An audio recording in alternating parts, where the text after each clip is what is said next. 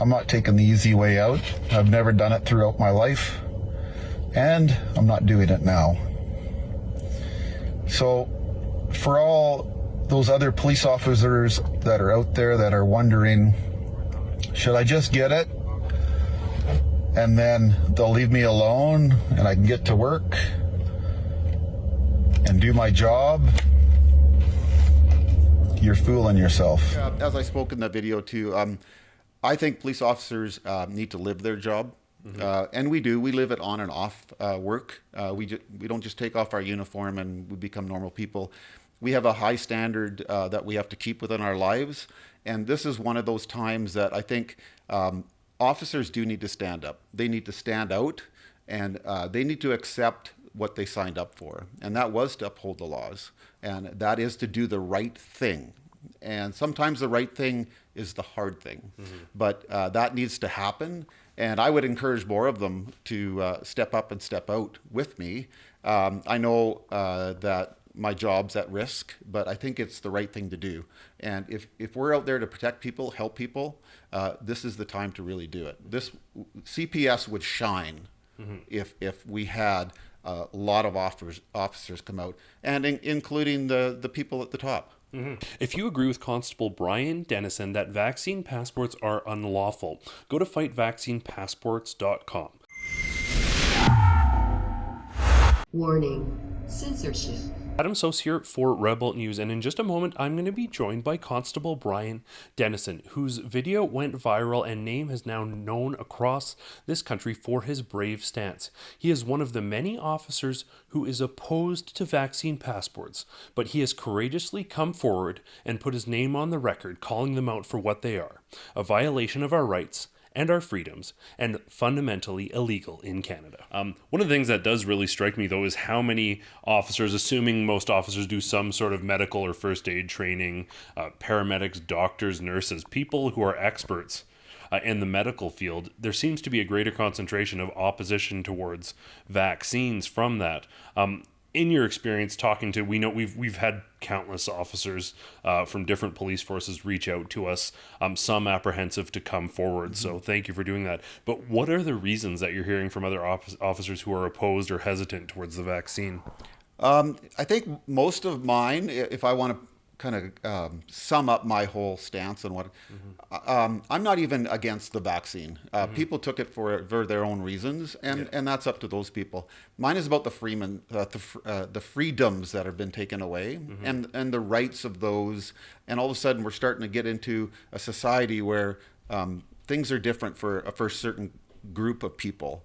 And that's my big thing. That's what kind of really turned me off of what I've seen is happening, and why I wanted to speak up, because I couldn't sit by idly any longer and just allow those things to be totally stripped from a certain class of people. And even though some people now are double vaxxed, as soon as the third one comes in, they will be joining the group that rights and freedoms have been taken away from again until they comply with that. So that's where I stand. I'm more for the rights and the freedoms of people out there, and to restore those back to them. And one of the things we've certainly noticed when we're covering these protests is the amount of police officers, especially now that the narrative is around freedom of choice, who, while before they might have leaned over with a mask on and said, "Thanks for doing this," now they're saying in front of everyone, "We're standing with you on this one." Are most officers who are concerned, or from what you've heard anyways, is it that they're just for people's choice and for people's freedoms? Yeah, other officers, there's a core group of us in the police service, and we do stand for other people's freedoms. And I know the officers, a lot of them that work down on a lot of those rallies that they have, and they're there to protect everybody. They're there for freedom of speech, and they're not there to do anything other than that. They're doing their job. I was down at a couple of them, and I was going around and I was shaking their hands, and I think that's what needs to happen out there, is we need to thank the police officers for what they do for everybody. I suppose one of the other things that I'd like to talk about from your video is this mentality where, like you said, it's the first one, it's the second one, it's the third one. Day by day, the definitions are changing. You said that you give them an inch, they'll take a mile. What's your sentiment on the direction that this is heading? And for those officers who have perhaps gotten one shot and now they're saying, well, enough is enough. If you could just comment on that perpetual more and more sort of angle. I think I talked about the line in the sand for people as well. And I think that is a point that everyone has. And often, if I'll speak just about the officers, I think some of them, again, they went out and they got vaccinated for their own personal reasons. Yeah. And then it goes into a third one where they probably won't do that. They'll think a little bit more because there's more information out there. And then it comes in where they're going to be vaccinated children. And then a lot of people don't want their children vaccinated. Yeah. So there's lines in the sand. They might not be the same as mine, but they're still there. And I think as this progresses, if it continues to move down this slippery slope, this road that it's going down, I think you'll see more and more Brians out there within the service. And that's just what I think is going to happen as it continues to move down that road, unless we're able to stop it from what it's doing. You mentioned also in your video that police officers, they take an oath and they swear to uphold the law. We've seen and we are challenging through fightvaccinepassports.com as well as Fight the Fines prior to that. We're challenging some of this stuff because it is unlawful. We're seeing people terminated because an employer changed their terms of employment and then they're trying not to pay them severance. There is lots of clearly illegal stuff happening that we're challenging, and police officers do take an oath to uphold the law. So for yourself and maybe for others out there who are police officers and took that oath, what words of encouragement maybe do you have, or what, even from your own personal testimony, your commitment and your convictions to uphold the law, even if it means losing your job, losing your career? Yeah, I think as I spoke in that video too, I think police officers need to live their job. And we do. We live it on and off work. We don't just take off our uniform and we become normal people. We have a high standard that we have to keep within our lives. And this is one of those times that I think officers do need to stand up. They need to stand out, and they need to accept what they signed up for. And that was to uphold the laws. And that is to do the right thing. And sometimes the right thing is the hard thing. But that needs to happen. And I would encourage more of them to step up and step out with me. I know that my job's at risk, but I think it's the right thing to do.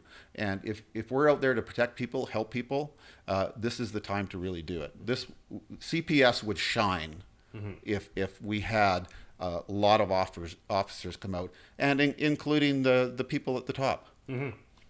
Well, and I think to your point, it probably is the silent majority that would agree with you, but they've instilled such a climate of fear that people are not willing to come out. The other thing that they do is, and we'll talk about this in a few facets, but they'll vilify those few people. We've seen it with Without Papers Pizza, the restaurant that dared to not enforce this. They were vilified and destroyed. The government authorities seem to be making examples out of people to frighten people. But the fact of the matter is, if the majority of police officers came forward and said, no, this is illegal, we're not doing this, if the majority of businesses did that, it would be over. Why do you think that there is such a concerted effort to vilify anyone, when ultimately what you're saying here, it's something everyone should agree with? People shouldn't be forced to undergo a medical procedure. It should be agreeable, but they vilify anyone who dares say it. I think they've got this really skinny narrative, and they have this path that they want to lead public down. And they will do and say just about anything, including bullying, intimidation, fear-mongering. There's so many people that are fearful of just by the information that they give out. It's one-sided. It doesn't show the whole picture. People should not be relying on a single little narrative of what gets pushed through mainstream media. They should be reviewing things. They should be looking outside of that to make an informed decision. But unfortunately, the fear-mongering and the fear that is instilled in people through even mainstream media, their news coverage, it has people in that fear, and then they rely on the government only for their information. The other thing too that is a pretty apparent sort of paradigm comparison. You mentioned how some of the early signatures throughout history. You look at the Holocaust. You look at some of these other instances. People often scoff at the comparison to the Holocaust, but just to be clear, and it was apparent to me and anyone who views it objectively, you weren't saying what's happening now is what happened during the height of the Holocaust. You're saying there are preemptive signs there, and the government started doing some of the things before that, and based on people's response, we've seen segregation in the United States come to an end based on people saying, no, this is wrong. In Germany, unfortunately, prior to the Holocaust, people didn't say no, this is wrong, and it escalated. Some did, don't get me wrong, but the majority did not stand up and say no. Just maybe for those out there who have tried to, I've seen headlines saying that you're comparing this exactly to the concentration camps.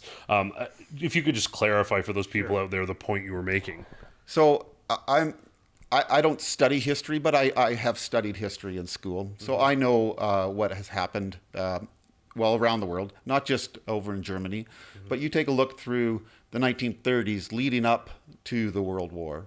And there was a slow degeneration of taking the rights away from a certain group. And I never mentioned Holocaust. Those were words that the mainstream media threw out there. I'm not racist. I was simply showing that there is a correlation between the two. When rights get taken away from a certain people or segregated, segregation has never worked well in society, anywhere. And it shouldn't be allowed to happen now. And I was just doing a comparison of what has happened and what I see is happening. I never went into the whole Holocaust thing. I'm not there to offend any of the Jewish people, not at all. I'm there to defend them, saying that we don't want this to repeat. And that was my whole comparison with that. I could have used several others throughout the world that has happened. And that's just happened to be one because I did work in hate crimes. So I did know a lot about that. So that was the first thing that came to my head when I was talking. Well, it is a comparison. We obviously, with some of the people there that we're dealing with, come from countries, frequently people from Poland. They're the first ones to point this out, or Ezra Levant, our boss, members of our staff who are Jewish. They are quick to make the comparison that there are similarities, and the similarities are ever increasing behind what's happened before some of the great tragedies in history. So for all the people out there who wrongly suggested that you were comparing it to that, I'm happy that we're able to straighten that up because I think the connections are pretty clear, and I think you're right to point that out.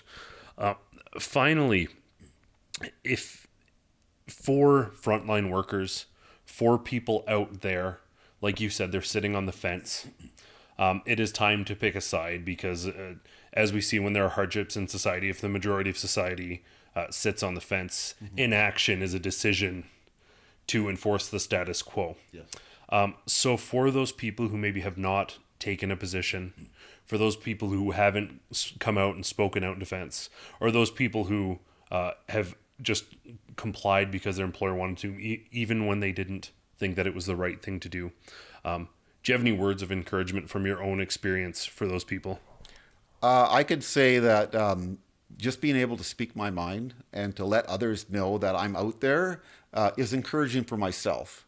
Since I released that video, I have had thousands of support messages. And you brought up Poland. I've had hundreds from Poland, Germany, and none of them have been saying what the mainstream media said about me. So don't sit there in fear. Stand up for your beliefs. Stand up for who you are.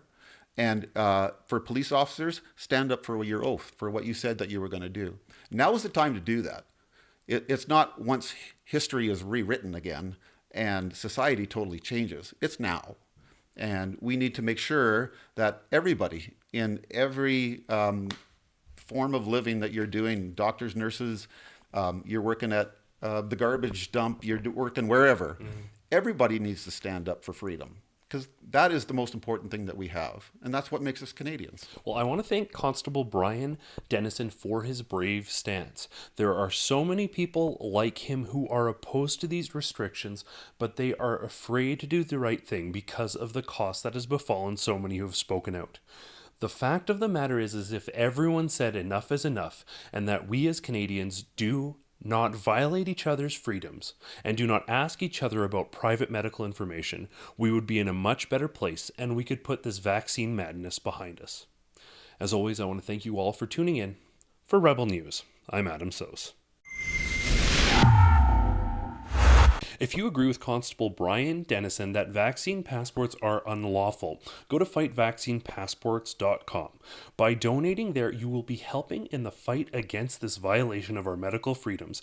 Plus, because it's a registered charity ran through the Democracy Fund, you're going to be receiving a tax receipt for your valuable contribution.